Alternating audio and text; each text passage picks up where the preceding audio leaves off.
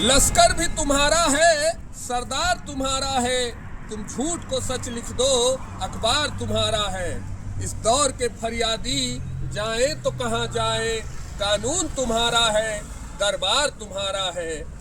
सूरज की तपन तुमसे बर्दाश्त नहीं होती, एक मोम के पुतले सा किरदार तुम्हारा है।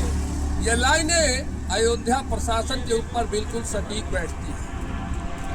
उत्तर प्रदेश में विधानसभा के चुनाव जब मात्र 9 से 10 महीने बचे हुए हैं, तब अयोध्या का प्रशासन बार बार ऐसे काले कानून लेकर आता है जो यहाँ के आम जनमानस को, यहाँ की जनता को इस बात के लिए मजबूर करता है कि वह आने वाले समय में भारतीय जनता पार्टी को वोट बिल्कुल न करे।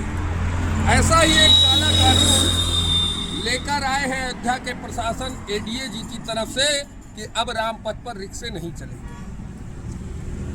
तमाम आरोप लगा करके कि रिक्शा वाले बहुत ज़्यादा पैसा लेते हैं, जाम लगा देते हैं, इन तमाम सवालों को खड़ा करके और अयोध्या प्रशासन ने रामपथ पर रिक्शा बैन कर दिया है।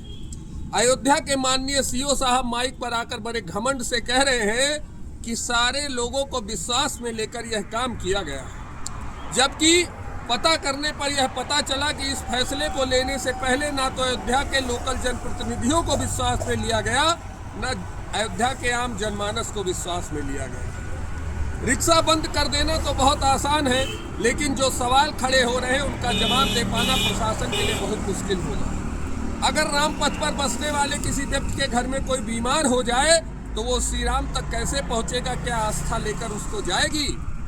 अगर किसी के घर में शादी है, उसे सब्जी मंडी से राशन लेकर प्रमोदवन छोटी छावनी की तरफ जाना है, तो क्या वो कंधे पर लाद कर आलू प्याज लेकर अपने घर जाएगा? आम जनमानस में भी कुछ लोग इस फैसले का स्वागत कर रहे हैं। मैं उनसे पूछना चाहता हूँ, मौका पड़ने पर आखिर लूटा किसने नहीं है? होटल वालों ने नहीं लूटा कुंभ में क्या? खाना खिलाने वालों ने नहीं लूटा क्या? प्रशासन नहीं लूट रहा है क्या? पार्किंगों को भरने के लिए गाड़ियां बैन की जाती हैं ताकि पार्किंग फुल हो सके। आज वही काम किया गया है कि आस्था रथ वालों की कमाई बढ़ सके, इसलिए रिक्शे को बैन कर दो रामपथ पर। बाकी कोई दूसरा कारण नजर नहीं आता है कि आखिर रामपथ पर रिक्शा क्यों नहीं चलना चाहिए। इसका कोई कारण भी तो दिखाइए, इसका कोई जायज सबूत दीजिए कि आखिर रिक्शा रामपथ पर क्यों नहीं चलना चाहिए। 10,000 रिक्शों में से लगभग 70% रिक्शे या उनके मालिक लोकल अयोध्यावासी हैं। वो क्या सोचकर भारतीय जनता पार्टी को आने वाले चुनाव में वोट करेंगे? आप नौकरी कर रहे हैं, आज यहाँ करेंगे, कल कहीं और जाकर करेंगे, लेकिन हम पार्टी कार्यकर्ता हैं। हमको यह सोचना पड़ता है कि जब हम वोट मांगने जाएंगे तो उनको कौन सा मुंह दिखाएंगे, कि वो अपने बच्चों की फीस कैसे भरेंगे, वो सब्जी कहाँ से लाएंगे, वो जो फाइनेंस कराकर रिक्शा खरीद कर लाए हैं उसकी किस्त कहाँ से भरेंगे। इसके बारे में क्या अयोध्या प्रशासन ने सोचा? कुछ लोगों ने मेरे पोस्ट पर कमेंट किया था कि बलि हमेशा बकरे की दी जाती है, शेर की नहीं। बिल्कुल सही बात है। आस्था रथ का ठेकेदार बड़ा आदमी है, उसकी पहुंच बड़े बड़े लोगों से है, या हो सकता है माननीय योगी आदित्यनाथ जी का करीबी हो। उसको बंद करने की तो औकात अयोध्या प्रशासन की है नहीं, लेकिन गरीब रिक्शा वालों के पेट पे लात मारने में इनको तनिक भी शर्म न आई और न किसी से इन्होंने इस विषय में चर्चा की। बस हमारा मन किया हिटलर की तरह, तो हमने ये कानून फैसला बनाकर सुना दिया, अब तुम्हें इससे मानना होगा। मैं लोकल अयोध्या जनमानस से अपील करना चाहता हूँ, इस मुद्दे पर मुखर होइए, रिक्शा वालों के साथ आइए। ठीक है, कहीं वो गलत होंगे, लेकिन इतने भी नहीं जितने आस्था वाले हैं।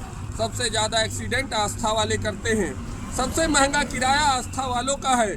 नया घाट से राम मंदिर का 20 रुपये आस्था वाले लेते हैं, जबकि रिक्शा वाले 10 रुपये में छोड़ते हैं।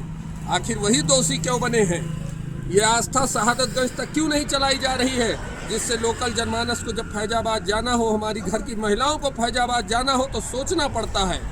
इन सभी मुद्दों को ध्यान में रखते हुए अयोध्या जनमानस से मेरी अपील है, मेरे साथ आइए, क्योंकि मैं रिक्शा वालों के लिए अंतिम समय तक लड़ूंगा और रिक्शा फिर से रामपथ पर चलेगा, ये मेरा दावा है।